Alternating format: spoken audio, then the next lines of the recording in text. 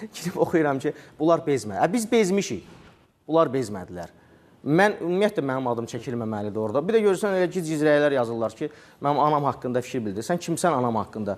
Anama şər böhtan atırsan. Girib cavab yazdım, gedim öldürüm, vurum. Mənə yaraşmaz, 2 dənə balam var evdə. Mənim durum səndən başqa söhbət edeyim orada. Mənim anam oturub evində, eşində. Nə işiniz var? Yəni, işinizlə məşğul olun da. Sizin qaynananız pis olubsa, gedin öz qaynananızın dərdini çəkin. Yəni, durub belə mövzularda danışırlar. Mən sizi anladım. Yox, durduq yerdə demirəm təbii ki bunu. Mən sizi anladım. Son paylaşılanların dəyərlərini oxudum. İnansız ki, bir nəfərə də cavab verməmişəm. Buradan vurğulayıram. Yəni, anam müqəddəsdir. Mənim həyatda qazandığım bütün uğurların da arxasında anam, atam dayanır. Qutardı getdi.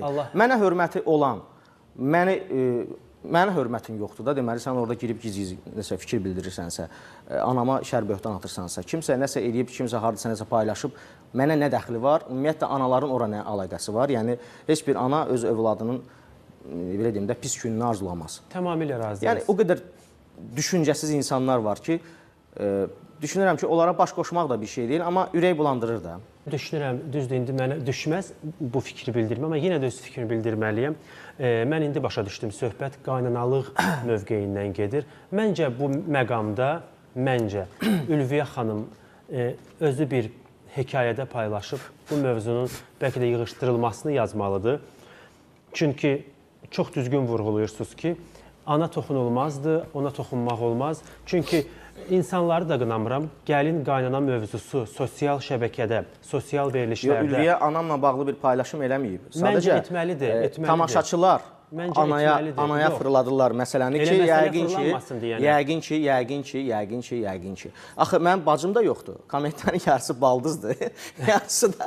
Biz insanlar serial çəkiləndə belə, nədir, mövzu əsas nədir, qaynana mövzusu. Bundan çıxa bilmir də. Bizim insanlarımız bu mövzudan çıxa bilmirlər. Yəni, bir ailədə nəsə problem yaranırsa... Nə üçün Ülviyəyə bir dəfə deməmişsiniz ki, bu mövzunu bəlkə də dayandırmaq üçün bir hekayə paylaş ki, niyə bunu deməmişsiniz, xahiş etmişsiniz, əgər bu mövzu qıcıqlandırırsa? Mən bu mövzunu heç Ülviyyənin özünə belə deməmişəm ki, o mənə qıcıqlandırır. Yəni, özü hər halda oxumayıb rəyləri, yəqin ki. Rəyləri oxusa, yəqin ki... edər. Mən çünki çox vaxt oxumuram, təsadüfən oxumuşam, özdə bir müddət sonra. Bu verilişi Ülviyə xanım mütləq baxacaq. Mən elə bu hissəsini kəsib paylaşacağım ki, Ülviyə xanım da görsün. Yəqin bundan sonra atacağı bir addım olar və tamaşaçılar da o yersiz, yəni bir insanın könlünü... Onun qarşısını almaq olmaz, heç bir hekayə ilə olmaz. Bu insanlar nə istəyir, onu da düşünürlər. Yəni, sənin, mənim, Nazim bəyin haqqında kimsə nəsə öz ailəsində bir problem varsa, onu səni yapışdıracaqlar. Mənim haqqımda elə şeylər yazıblar ki, misal üçün, Ülviyə imkanlı...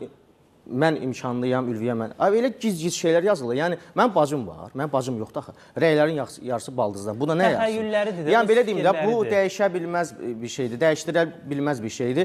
Ona görə də sən deyirsən istəmək, heç onun istəməyin də bir mənası yoxdur. Nə istəyirlərsə onu da düşünəcəklər, amma biraz ehtiyatlı olmalıdırlar da. Etikanı aşmaq olmaz. Belə deyim də, irad bildirməyə, iradlara həmişə açığam, amma fantaziyalarını xahiş edirəm, mənim xəbərim altında yazmasınlar. Hər kəs öz ailəsində yaşadığı problemi yazır orada. Murad sonda o qədər danışdı ki, bizim... Əsəbləşdim axı. Bəli, biz əslində Nazim bəydən mahnı almalıydıq. Mahnıya vaxt qalmalı. Mən sizə, hər ikinizə dərin təşəkkür edirəm.